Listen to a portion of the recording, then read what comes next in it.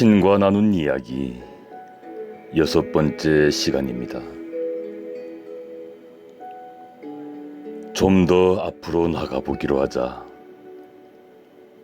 지금 모든 것을 지탱해주는 이 물을 신이라 부르는 사람들도 있다. 그런데 그것은 신이 아닌 어떤 것, 곧 무가 아닌 모든 것이 있다는 걸 뜻하므로 정확하지 않다. 나는 보이는 것과 보이지 않는 것을 망라한 전부다. 그러므로 나를 이렇게 위대한 보이지 않음, 즉 무 또는 사이 공간으로 설명하는 동양 특유의 신에 대한 신비주의 정의 역시 신을 보이는 모든 것으로 규정하는 서양 특유의 실용주의 설명만큼이나 정확하지 않다. 나를 정확히 이해하는 사람들은 신이 존재하는 모든 것과 존재하지 않는 모든 것이라 믿는 사람들이다. 이제 신은 여기 있는 것과 저기 있는 것을 창조하여 신 스스로 자신을 이해할 수 있게 만들었다. 내부로부터 일어난 이 엄청난 폭발의 순간에 신은 상대성을 창조했으며 그것은 일찍이 신이 자신에게 안겨준 가장 큰 선물이었다. 따라서 관계는 신이 일찍이 너희에게 안겨준 가장 큰 선물이라 할 수 있는데 이 점은 나중에 상세히 논의하기로 하자. 그렇게 해서 무로부터 모든 것이 솟아났다. 덧붙여 말하면 이것은 너희 과학자들이 빅뱅 이론이라 부르는 것에 딱 들어맞는 영적인 사건이었다.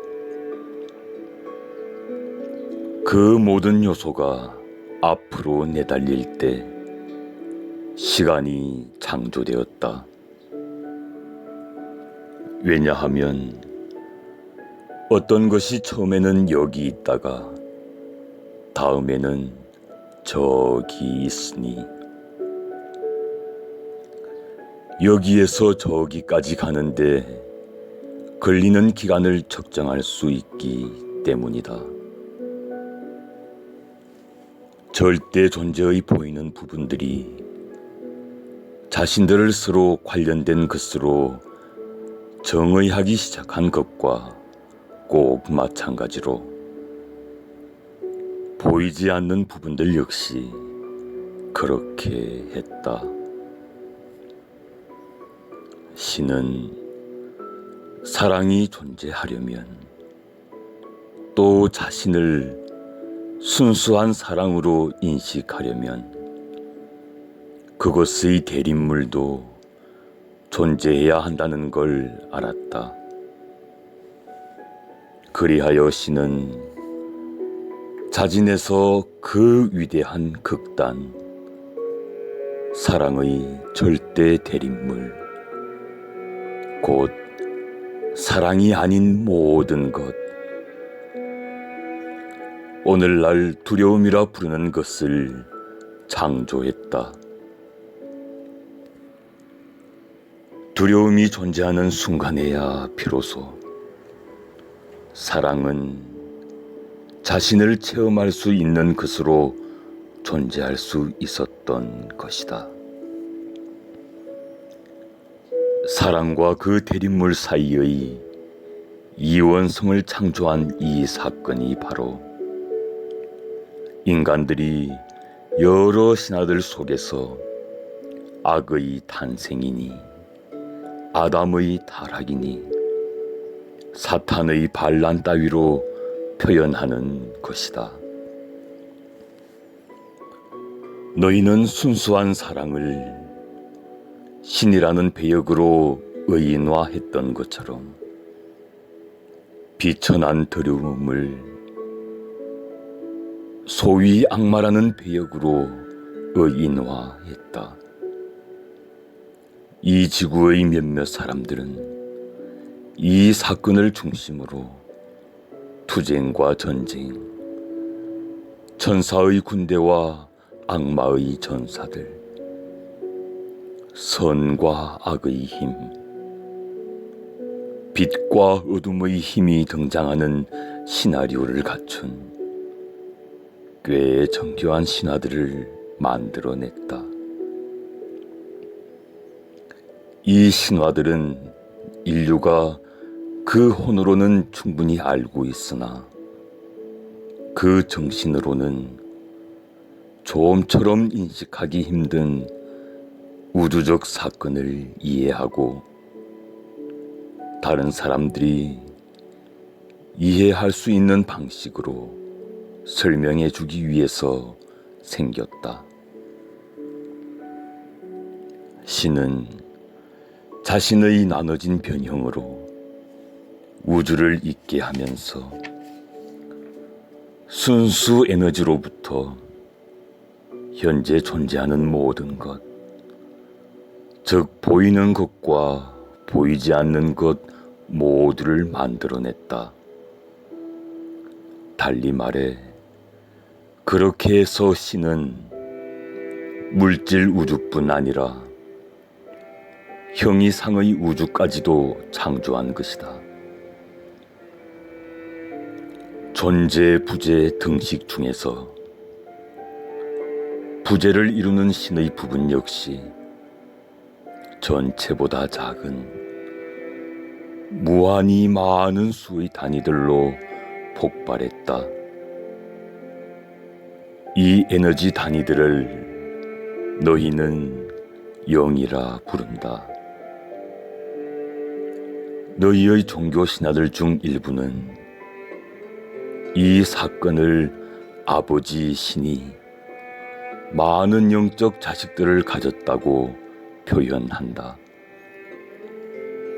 스스로 번식하는 생명체라는 인간의 체험에 견준 이 같은 비유는 현실에서 일반 대중에게 갑작스러운 출현이라는 개념, 즉 하늘 왕국의 무수한 영들이 갑자기 존재하게 되었다는 개념을 받아들일 수 있게 하는 유일한 방법이었던 것으로 보인다.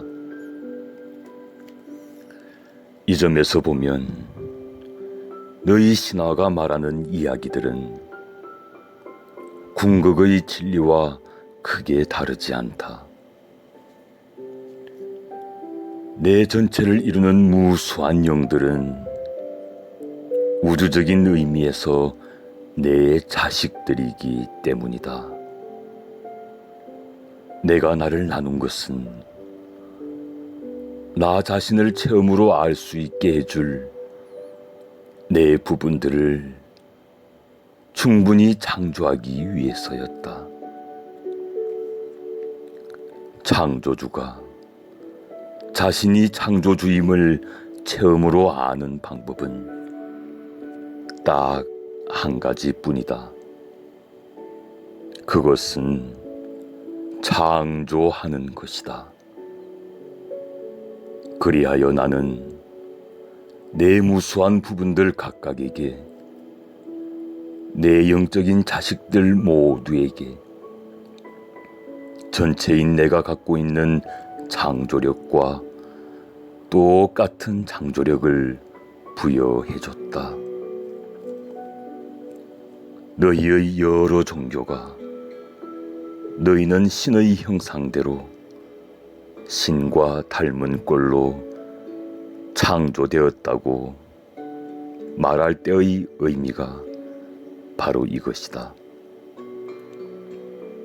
이 말은 일부 사람들이 주장하듯이 우리의 신체가 서로 닮았다는 뜻이 아니다.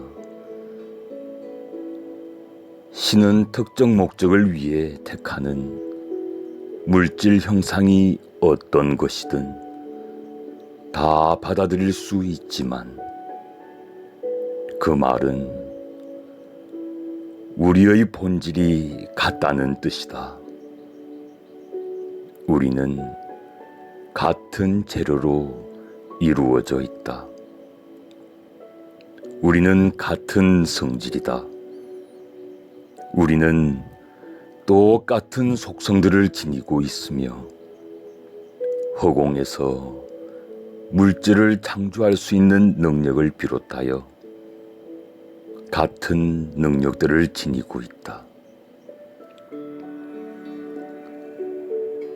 내가 영적인 자식인 너희를 창조한 것은 나 자신을 신으로 인식하기 위해서였다. 나로서는 너희를 통하는 것 말고는 그럴 수 있는 방법이 없다.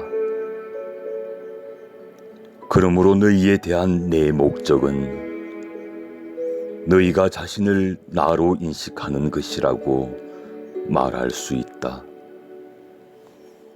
그리고 이미 여러 차례 말해왔다. 이것은 굉장히 간단해 보이지만 더 들어가면 아주 복잡해진다.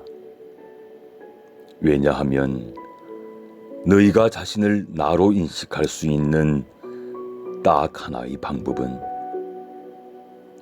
우선 너희 자신을 나 아닌 존재로 인식하는 것이기 때문이다. 이제 이야기가 아주 미묘해질 테니 내 얘기를 따라오려면 정신을 바짝 차려야 한다. 준비되었느냐? 그런 것 같습니다. 좋다. 이런 설명을 요구해온 건 너라는 걸 명심하라. 너는 여러 해 동안 이것을 고대해왔다. 너는 신학 교리나 과학 이론이 아니라 속인들의 평이한 용어로 이런 설명을 요청해 왔다. 그랬죠. 전 제가 뭘 요구했는지 알고 있습니다. 내가 청해온 것이니 받아들일 것이다.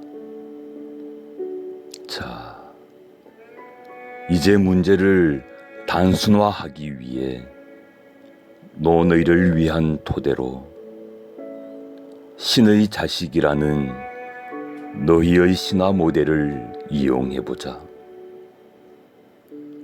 그것이 너희에게 친숙한 모델이기도 하고 또 여러 가지 면에서 진실과 크게 다르지 않기 때문이다. 이제 자기 인식이라는 이 과정이 어떻게 움직이는지 살펴보자.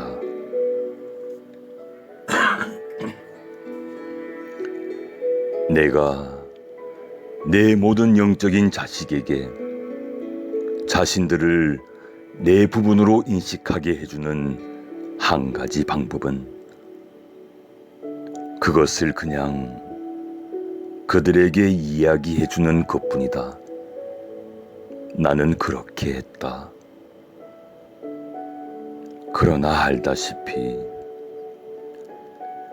영혼이 자신을 그냥 신 또는 신의 일부, 신의 자식 또는 하늘 왕국의 상속자 또는 너희가 이용하는 신화가 어떤 것이든 간에 아는 것만으로는 충분하지 않았다. 내가 이미 설명했듯이 뭔가를 안다는 것과 그것을 체험한다는 건 전혀 다른 문제다. 영혼은 자신을 체험으로 알고자 갈망했다. 내가 그랬던 꼭 그대로. 개념으로 안다는 것만으로는 너희에게도 충분하지 않았던 것이다. 그래서 나는 한 가지 계획을 세웠다. 그것은 온 우주에서 가장 비범한 작상이며 가장 빛나는 합작품이다. 내가 여기서 합작품이란 표현을 쓰는 이유는 너희 모두가 나와 더불어 그 계획에 참여하고 있기 때문이다. 그 계획 하에서 순수 영혼인 너희는 이제 막 창조된 물질 우주로 들어가게 된다. 물질성이야말로 너희가 개념으로 아는 것을 체험으로 알 수 있게 해주는 유일한 길이기에 내가 맨 먼저 물질 우주와 우주를 지배하는 상대성 체계와 그 밖의 온갖 피조물들을 창조한 까닭도 사실 거기에 있다. 내 영적 자식들인 너희가 일단 물질 우주로 들어가면 너희는 자신에 관해 아는 바를 직접 체험할 수 있게 된다. 그러나 그보다 먼저 너희는 그 대립물을 알아야 한다. 이것을 아주 단순하게 설명한다면 너희는 키가 작다는 것을 깨닫지 못하면 그것을 깨달을 때까지는 자신이 키가 크다는 걸 알 수 없다. 너희는 말랐다는 것을 알지 못하면 뚱뚱함이라는 자신의 일부를 체험할 수 없다. 궁극의 논리에 따르면 너희는 너희 아닌 것과 마주치기 전까지는 자신을 자신으로서 체험할 수 없다. 이것이 즉 너희 아닌 것이 너희 자신을 규정하는 것이 바로 상대성 이론의 목적이자 모든 물질적 삶의 목적이다. 이제 궁극의 알매서 곧 너희 자신을 창조주로 인식하는 경우에 너희는 직접 창조해보기 전까지는 자신을 창조주로서 체험할 수 없다. 또 너희가 자신을 창조하지 않을 때까지는 너희는 자신을 창조할 수 없다.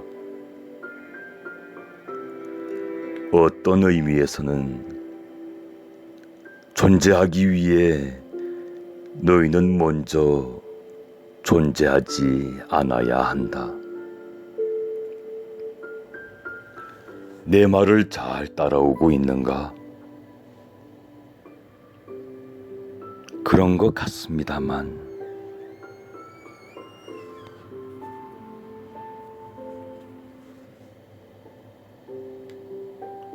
오늘도 함께한 6번째 시간, 오늘도 행복하고 즐거운 사랑 나누는 행복한 날 되기를 바랍니다. 사랑합니다.